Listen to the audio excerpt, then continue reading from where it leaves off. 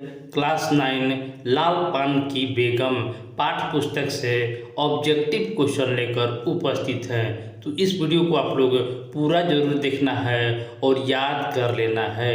Question आप लोग के लिए इम्पोर्टेंट होने वाला है। लाल पान की बेगम का सारा ऑब्जेक्टिव आज आप लोग को एक वीडियो में ख़त्म होने वाला है। तो ये अपने दोस्तों को भी ज़रूर शेयर कर दीजिएगा और वीडियो को लाइक ज़रूर कर दीजिएगा। चलिए शुरू करते हैं हम अपना वीडियो। देखिए, पहला क्वेश्चन आप लोग के बीच है कि लाल पान की बेगम पाठ के रचयिता कौन हैं। लाल पान के बेगम पाठ्य पुस्तक के रचयिता कौन है। इम्पोर्टेंट प्रश्न है। इसका जो उत्तर होगा फणीश्वर नाथ रेणु। फणीश्वर नाथ रेणु लाल पान की बेगम पुस्तक के लेखक हैं। हमेशा एग्जाम में आते रहता है। देखिए, लाल पान बेगम के रचयिता जो हैं फणीश्वर नाथ रेणु हैं। दूसरा प्रश्न है, फणीश्वर नाथ रेणु का जन्म कब हुआ था। देखिए, इनका जन्म के बारे में पूछा है। इनका जन्म कब हुआ था। तो इनका जन्म जो हुआ था वो 4 फरवरी 1921 ईस्वी को औराही हिंगना में हुआ था। देखिए, क्वेश्चन आ चुका है कि इनका जन्म किस गांव में हुआ था। इनका जन्म जो किस गांव में हुआ था। देखिए, औराही हिंगना आप लोग को याद रखना है। फणीश्वर नाथ रेणु का जन्म औराही हिंगना गांव में हुआ था। नेक्स्ट क्वेश्चन जो है, उनका जन्म किस जिला में हुआ था। किस जिला में हुआ था। देखिए, आप लोग गांव जान गए हैं कब हुआ और लाल पान बेगम के रचयिता कौन है ये आप लोग जान गए हैं। लेकिन फणीश्वर नाथ रेणु की जन्म जो हुआ था वो किस जिला में हुआ था। तो इसका जो उत्तर होगा ऑप्शन ए, अररिया जिला में इनका जन्म हुआ था।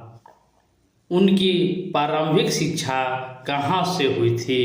प्रारंभिक शिक्षा कहाँ से हुई थी। फणीश्वर नाथ रेणु की प्रारंभिक शिक्षा कहाँ से हुई थी।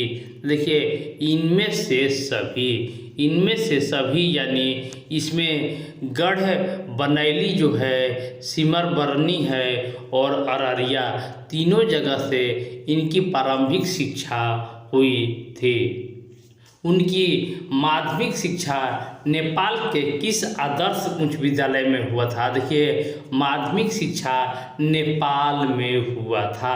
तो ये किस जगह पर हुआ था। तो ये विराटनगर नेपाल में इनकी माध्यमिक शिक्षा हुआ था। नेक्स्ट क्वेश्चन है, रेणु ने किस वर्ष स्वतंत्रता संग्राम के प्रमुख सेनानी की भूमिका निभाई थी। देखिए, स्वतंत्रता संग्राम के प्रमुख सेनानी के रूप में भी भूमिका निभा चुके हैं रेणु। कब। तो इसका जो उत्तर हुआ 1942 भारत छोड़ो आंदोलन के समय। भारत छोड़ो आंदोलन जो 1942 ईस्वी में हुआ था उसमें रेणु प्रमुख स्वतंत्रता सेनानी के रूप में अपना भूमिका निभा चुके हैं। किस वर्ष नेपाल जनता को राजशाही का दमन और अत्याचारों से मुक्ति के लिए रेणु जी ने सक्रिय योगदान दिया था। देखिए, नेपाल की जनता को राजशाही के दमन और अत्याचारों से मुक्ति के लिए रेणु जी ने सक्रिय योगदान दिया था। ये भी आप लोग को याद रखना है। उत्तर हो जाएगा 1950 ईस्वी में नेपाल को विशेष योगदान दिया था। वे दमन और किसके विरुद्ध आजीवन संघर्षरत रहे थे। वे दमन और किसके विरुद्ध आजीवन संघर्षरत रहे थे। तो वे शोषण के विरुद्ध अधिक आजीवन संघर्ष रहे थे। नेक्स्ट क्वेश्चन है, सत्ता के दमन चक्र के विरोध में उन्होंने अपनी उपाधि को त्याग दिया था। सत्ता के दमन चक्र के विरोध में कौन सी उपाधि को त्याग दिया था। उत्तर होगा पद्मश्री उपाधि को उन्होंने त्याग दिया था। नेक्स्ट क्वेश्चन है, फणीश्वर नाथ रेणु की मृत्यु कब हुआ था। मृत्यु पूछा है कि मृत्यु कब हुआ था। इनका जो मृत्यु हुआ था 11 अप्रैल 1997 ईस्वी को फणीश्वर नाथ रेणु की मृत्यु हुआ था। नेक्स्ट क्वेश्चन है, उनकी प्रमुख कृतियाँ कौन सी हैं? फरीश्वरनाथ रेणु की प्रमुख कृतियाँ कौन सी है? मैला आंचल, परिकथा, दीर्घतया या उपयुक्त सभी? देखिए, उनकी प्रमुख कृतियाँ उपयुक्त सभी है। उपयुक्त सभी मैला आंचल, परिकथा और दीर्घतया इनकी प्रमुख कृतियाँ हैं। नेक्स्ट क्वेश्चन जो है, उनकी उपन्यास कौन सी है? उनकी उपन्यास कौन सी है? देखिए, इसका जो उत्तर होगा, इनमें से सभी। इनमें से सभी इनकी उपन्यास है। ठुमरी, अग्निखोर और आदिम रात्रि की महक, ये तीनों इनकी प्रमुख उपन्यास हैं।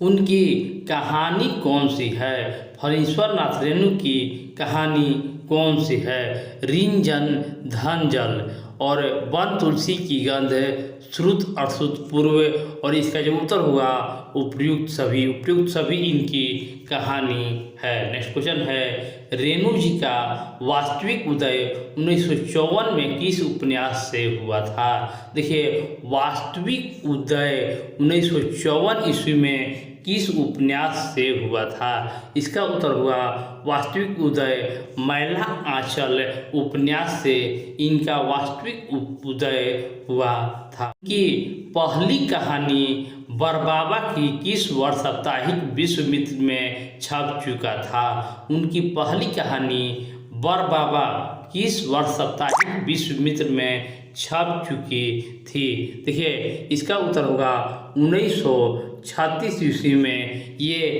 बरबाबा का साप्ताहिक विश्वामित्र में छप गया था।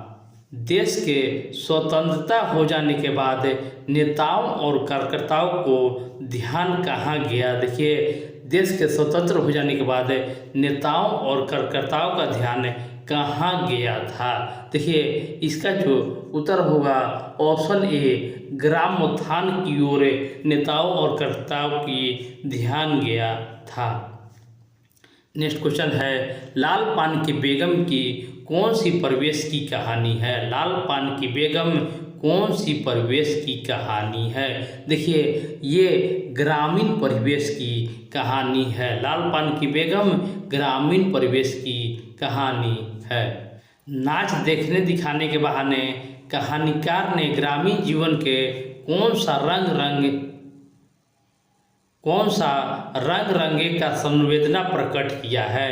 देखिए, कौन सा रंग रंगे का संवेदना प्रकट किया है? उत्तर होगा ऑप्शन ए, अनेक रंगों का संवेदना प्रकट किया है। और नेक्स्ट क्वेश्चन जो है, हमारी पाठ्य पुस्तक में रेणु किस शीर्षक के कहानी में शामिल हैं? हमारे पाठ्य पुस्तक में रेणु किस शीर्षक कहानी में शामिल हैं? देखिए, रचयिता जो हैं वो लेखक हैं, वो किस कहानी से संबंधित हैं? तो ये लाल पान की बेगम पाठ्य पुस्तक से संबंधित है। नेक्स्ट क्वेश्चन है, लाल पान की बेगम किसे कहा गया है? लाल पान की बेगम किसे कहा गया है? तो लाल पान की बेगम बिरजू की माँ को लाल पान की बेगम कहा गया है।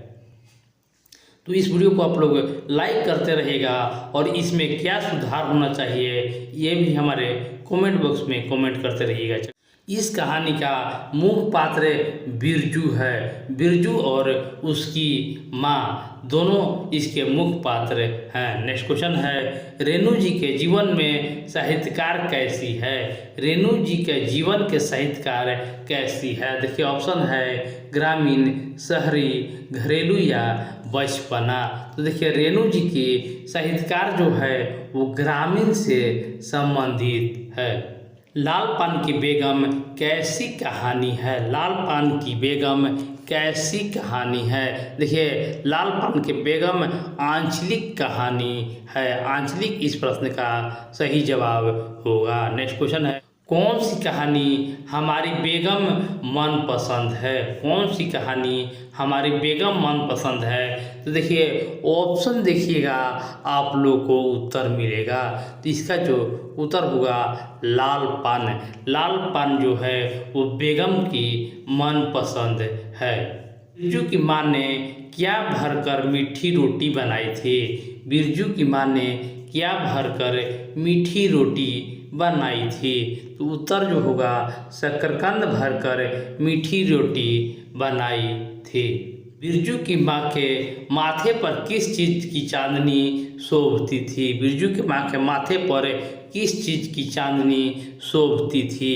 तो ये देखिए मांगटीके की चांदनी उसके माथे पर शोभती थी। नेक्स्ट क्वेश्चन है, चंपिया बिरजू की कौन थी? चंपिया बिरजू की कौन थी? देखिए बिरजू की चंपिया बहन थी। नेक्स्ट क्वेश्चन है, गौने के साड़ी में एक खास किस्म क्या आता है? गौने के साड़ी में एक खास किस्म क्या आता है? ऑप्शन गंध आता है, चमक आता है, रौनक आता है या सुंदरता आता है? तो गौने के साड़ी में एक खास किस्म का गंध आता है। किस कारण गांव की औरतें बिरजू की माँ से ईर्ष्या करती हैं? किस कारण गांव की औरतें बिरजू की माँ से ईर्ष्या करते हैं? देखिए बिरजू की माँ से संपन्नता। बिरजू की माँ क्यों कूद रही थी? बिरजू की माँ क्यों कूद रही थी? उत्तर होगा पिता के गाड़ी लेकर ना आने से बिरजू की माँ कूद रही थी। बिरजू के बाप सुबह से किस चीज़ की व्यवस्था में निकला हुआ था? बिरजू के बाप सुबह से किस चीज़ की व्यवस्था में निकला हुआ था? तो इसका जो उत्तर जो हो जाएगा बैलगाड़ी की व्यवस्था में वो निकला हुआ था।